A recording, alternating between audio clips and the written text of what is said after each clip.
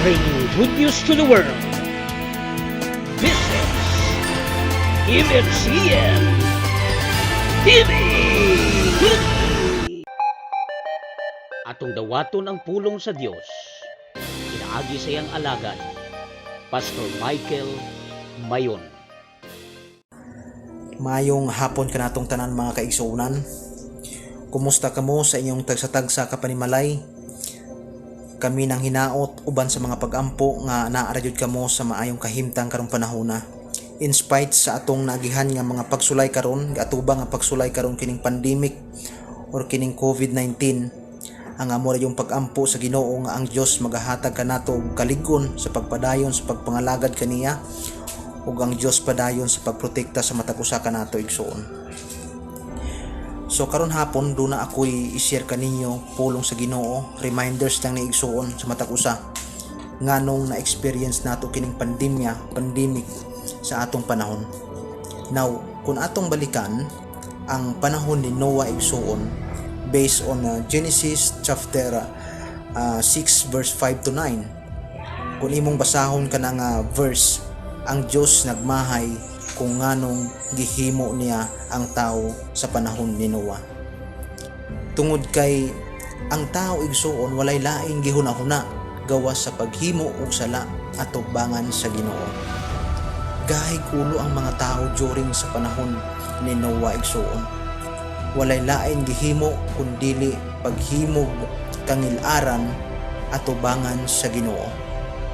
Mao na nga no wonder gipadal-an jud sila og lunop sa Ginoo. Ug during that time ang pamilya ra jud ni Noah ang naluwas igsuon. The rest nahurot og kamatay. Now, kung ato ning i-refer sa atong panahon karon, nganong na-experience nato kining COVID-19. Tungod kay sometimes ginaalaw kini sa Dios ang ingon ani nga mga sitwasyon, tungod kay kung dili niya ialaw kini igsuon, ang mga tao magpatuyang sa ilang kaugalingon. Excuse me. Ang tao man jud magpatuyang man jud sa ilang kaugalingon. Mao nang kinahanglan nga dunay ingon ani nga mga sitwasyon aron ang tao ma-remind nga dunay Ginoo, nga dunay Dios. Nga dunay Dios tag-iya sa atong kinabuhi. Mao na kung gusto ta og healing sa atong nasod karon igsuon, kung gusto tag healing kinahanglan jud nga mangayo ta og pasaylo sa atubangan sa Dios. 1 John 1:9, isugid sa Dios ang atong mga sala ug siya matinud-anon sa pagpasaylo kanato. Isugid nato sa Dios, kay kun dili nato isugid ang atong sala igsuon, bisan pag unsaon nato pag-ampo sa yaha, dili ta niya paminawon, dili ta niya dunggon tungod kay duna pay sala nga niya sa atong kinabuhi. Ug mao po na ang time nga ang yawa makaatake sa tuwa, tungod kay duna pay sala nga niya pa sa tuwa. Mao na kung gusto ta nga dili daog-daog sa yawa, kung gusto ta nga dili maatake sa demonyo, kinahanglan yun madil ang sala nga niya pa sa tuwa. Kay mao man jud na ang pwedeng kapiutan sa yawa kung doon na patay sala nga ginatago-taguan. Mao na kung gusto ta nga dili madaog-daog ni Taniboy, kinahanglan jud nga atong wadon kining sala nga niya pa sa tuwa igsuon. Isaiah 59:1-2, dili ta madungog sa Ginoo, dili ta niya maabot kun ang sala niya pa sa tuwa. Manang kung gusto ta igsuon nga dunggon ta sa Ginoo, kinahanglan nga ato yung biyaan ang sala nga niya pa sa tuwa. Again, kung gusto ta dunay healing sa atong nasod karon, kinahanglan mo duol ta, mo kumpisal ta sa atong sala sa Ginoo. Mao na nga ang John 1:12, kinsa katong mituog midawat kang Jesus, gihatagan niyang katungod nga mahimo niyang anak sa Dios. Tuo ug dawat diha kang Jesus, ug ang iyang giingon, mahimo kitang anak sa Ginoo. Sa ato pa kung kita anak sa Dios, ma-avail nato tanan pabor sa Ginoo.